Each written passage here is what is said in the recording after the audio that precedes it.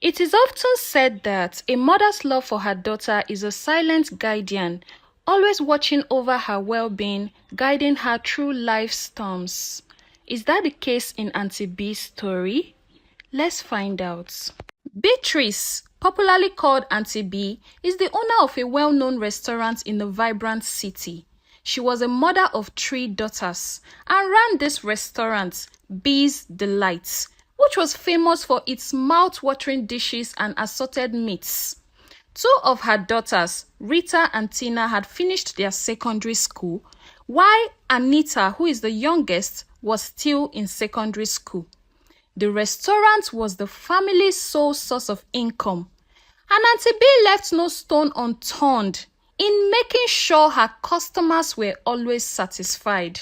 The restaurant was always opened from morning till night, providing services from breakfast to dinner. To keep her business thriving, Auntie B resorted to a variety of tactics, the most notorious of which was her special service, as she always called it, that attracted numerous male customers. Men frequented her restaurant not only for the delicious meals, but also for the chance to spend the night with either of her elder daughters for a price. This secret service provided the family with substantial additional income, and Auntie B was very strict with her daughters about it. At first, when the daughters finished secondary school, they weren't happy with what their mom was introducing them to. And they told their mom, "Mom, we don't like this. We want to go to school. My sister wants to be a lawyer, and I want to be a medical doctor. Now that we are through with school, we want to go to the university." And Auntie B will always shout on her daughters, saying, "How can you say you want to go to the university? I have tried my best in training you down to secondary school level. Is this not selfishness?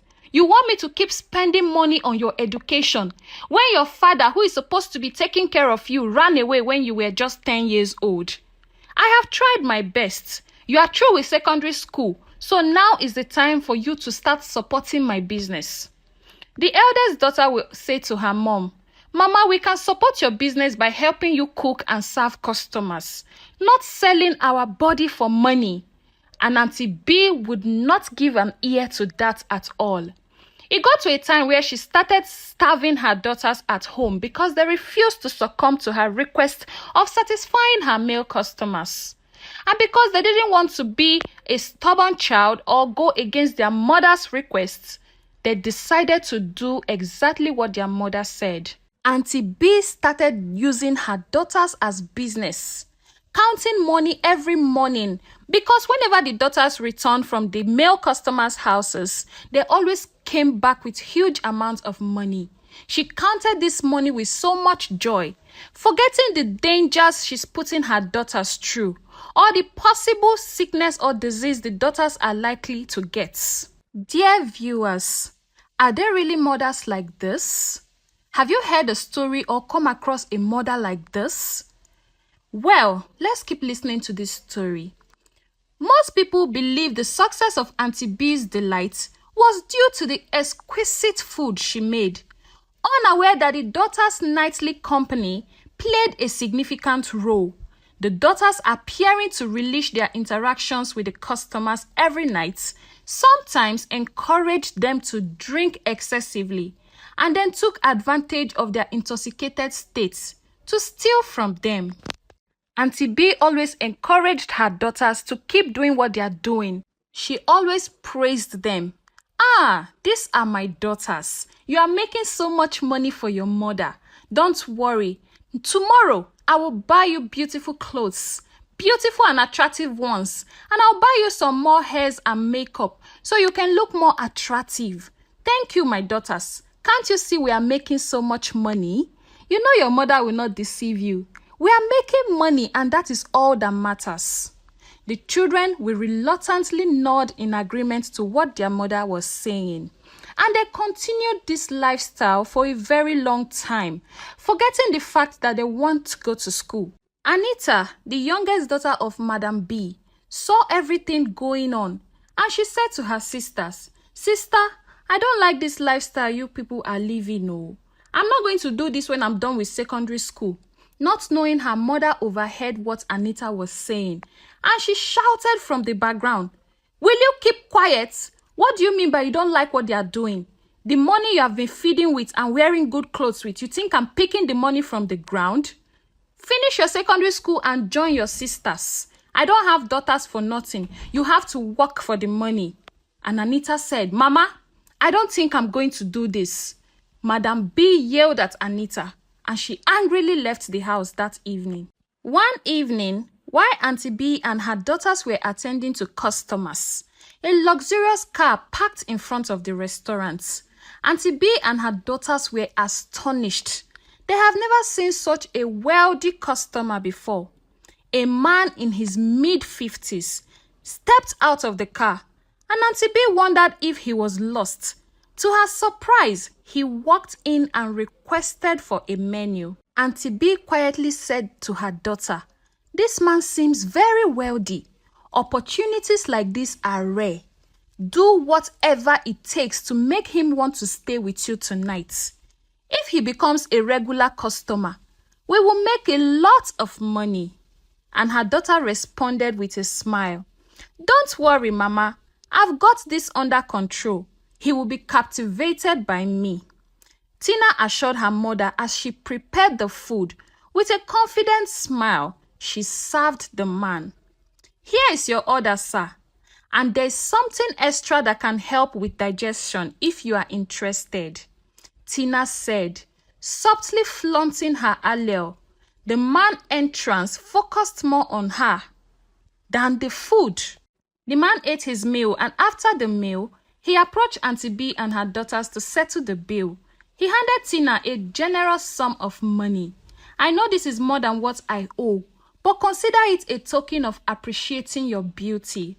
I will come back tomorrow. Then I will take the extra digestion you said." And Tina understood with a smile and responded to the man, "Don't worry, sir. I'll be here tomorrow night, waiting for you." Auntie B was very excited about the huge amount of money this customer gave to Tina. And she said to Tina, Tina, you have to make sure you work hard when you follow him home tomorrow. This customer is rich." And Tina said, "Mama, don't worry. You know I always make you proud." The next day, Tina was feeling an unease in her spirits. And she said to the mother, "Mama, I don't think I will follow that man home this night. I'm having an uneasy feeling about him." "Don't worry, Mama. Maybe some other time I'll follow another customer." And Auntie B yelled back at Tina, "You dare not say that. Ever since we started this business, this is the richest customer so far. How can you say you don't want to follow him this night when he comes? Tina, I don't want to hear that, oh. You better follow the man when he comes back." And then Tina responded, "Mama, please. Anytime I think of the man coming to pick me this evening, my spirit is always not accepting it. My heart is always skipping. Let's just let go of this man." And Auntie B was not ready to listen to whatever her daughter was saying. And she said, "Tina, you must follow this man, and that is final." And because Tina wanted to respect her mother as usual, she reluctantly agreed to follow the man.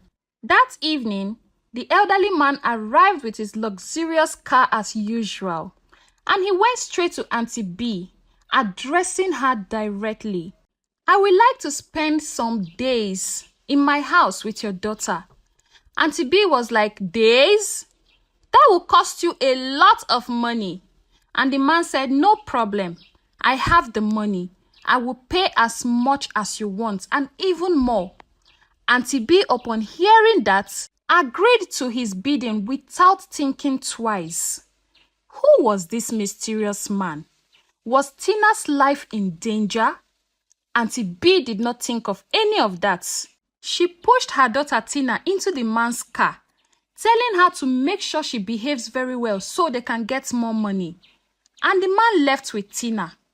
Auntie B did not suspect anything because the man already told her that Tina was going to be spending a lot of days with him. The next day, Rita, Madam B's older daughter walked up to her mother and said, "Mama, did you bother to call Tina to know if she arrived well or if she's okay where she is?" And Madam B replied, "Don't worry, Rita. The man will take care of her." And Rita said to her mother, "Mama, I think I'm pregnant. Please, Mama, what do I do?" And Madam B said, "What? You can't say that. How can you be pregnant? How are we going to make more money if you get pregnant? My friend, you better look for what to do with that. Don't tell me that kind of a thing again." And she chased Rita out of her presence, asking her to do whatever it takes to make sure they make more money, not getting pregnant. Few days later, Auntie B was sitting in her restaurant when she received a call from a stranger that her daughter Rita was at the hospital, that she should run along to the hospital.